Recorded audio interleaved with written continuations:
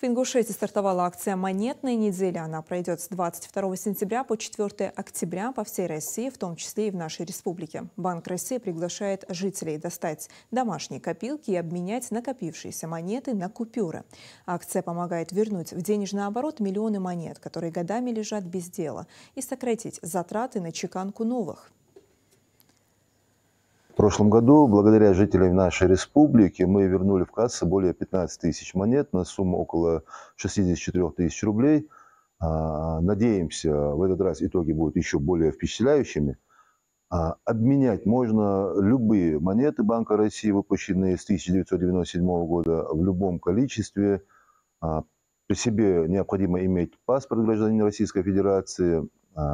Для зачисления суммы на счет необходимо быть клиентом банка. И чтобы ускорить процесс подсчета, желательно заранее рассортировать монеты по номиналу. Узнать полный перечень пунктов приема можно на официальном сайте акции. Условия обмена в разных отделениях банков могут незначительно отличаться, поэтому их лучше уточнять заранее.